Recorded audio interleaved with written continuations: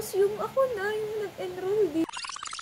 Ganito sa Pilipinas, pero ngayon, pinapanood ko yung sarili ko. Alam ko, nandiyan ako sa sa Japan or sa Korea. So, today is October 16, Thursday, a very random day in my life. So, ginawa ko tong video na ito, out of the blue, kasi naisip ko na parang may babalikan ako ng video in the future na, hala ko, ito pala yung araw na I start na isipin na gusto kong mag-video para nga may papanoorin ako kapag ako'y umanda na. And yes, ayun, so for this video, for a random Thursday, ang gagawin ko today, since kakagising ko lang, kaninang 8 o'clock, eto, inasikaso ko tong aking Unifast. Yan. Ang araw-araw naman, oh.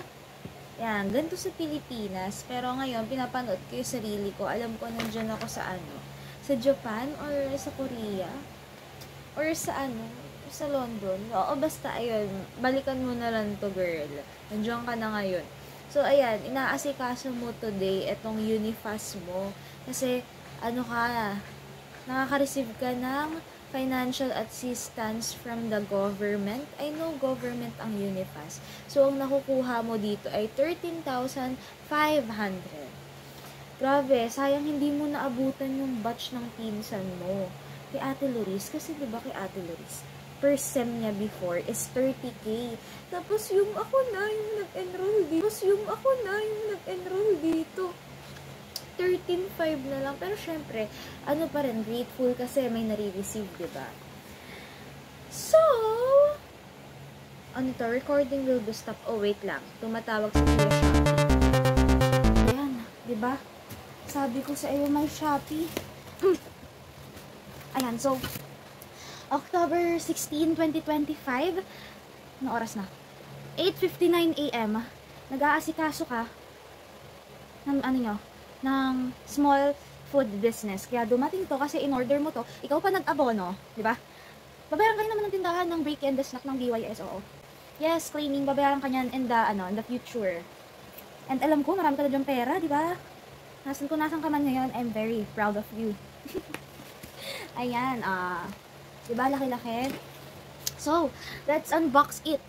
Since tapos na naman tayo sa Unifast. Sa Unifast, natin. Grabe, yung first video ko, unboxing. So cute. Well, hindi ko alam kung paano ito nangyayari kasi hindi naman ako marunong mag-edit. I mean, I'll try my best. Alam nyo, bakit ako na-inspire mag-video? Kasi kahapon, nagluto ako ng garlic parmesan. Tapos, habang kinakain ko yon, itong si Hardy, well, which is my youngest brother, nanood kami ng vlog about dun sa taga-Canada. Siya, nagkakaw breastfeeding. Tama ba? Basta nagkakaw milk feeding. O, basta kinagatasan nila yung baka. Tapos, ayan, explain niya sahod niya, ganyan. Tapos, after nun, nanood kami ng isa pang nagpa-vlog na Filipina college student, ganun, doon sa Canada. Tapos wala, parang, wow, ang ganda doon. Like that. Kaya, sabi ko, mag-start din ako ng akin. Kasi, ginagawa ko naman to before, siguro, 2015 ba? Or, hindi ko alam, 2012, kasabayan ko nun sila kong TV. Totoo. Baby pa ako. Papakita ko sa inyo, wait. Ito, sige. Ayan. I'm Hannah. I will present to you now how to make a decoration in your home. Ayan, di ba? Ang cute. Ang cute, parang ka-English, hindi marunong.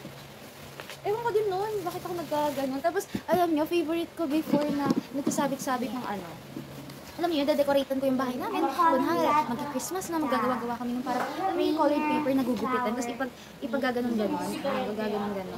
Kasi sasabit ko yun sa buong bahay. Nakita niyo doon sa video, di ba? Hindi ko alam kung mapopost ko dito yung video kung makikita ko.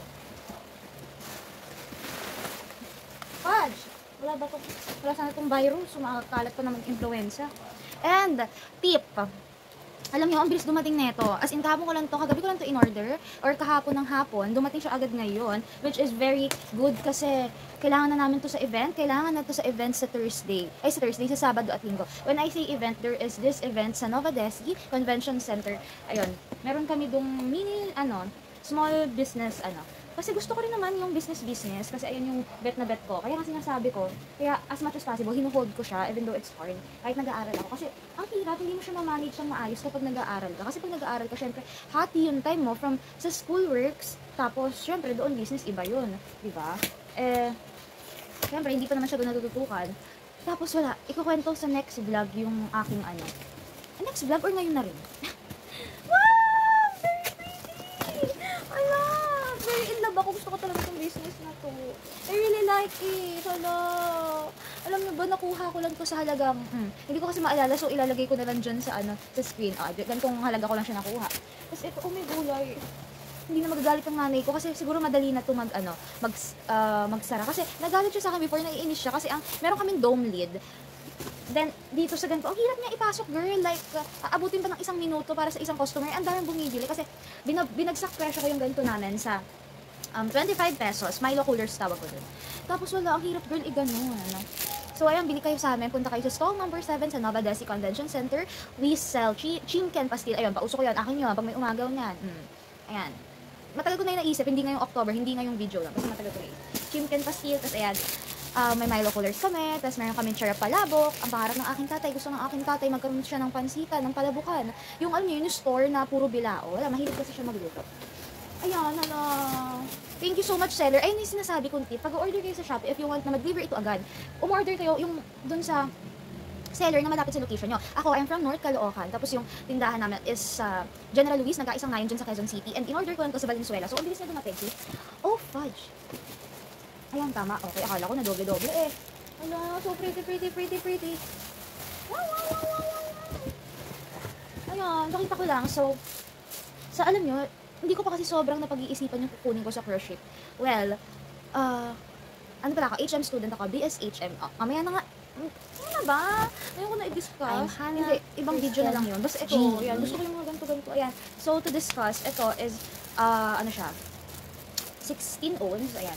Natutunan ko ng mga ons nung nagsimula na ako magtinda. So, ito, 16 ons. Ibabalik ko siya ulit dito. Ayan, 16 ons to. Both 100 pieces. And guess what, kung magkano tong mga to. Ayan. Guess what, dami yan, no? Nakita nyo naman, nilabas ko. Guess what? It's only, I got it for only 100 pieces with 100 cups. Well, I think this is the lowest. This is the cheapest na na-avail ko sa Shopee. Ano siya? It cost me 395 pesos. Meron ng 100 pieces na 16 ons. May 100 pieces na 8 ons.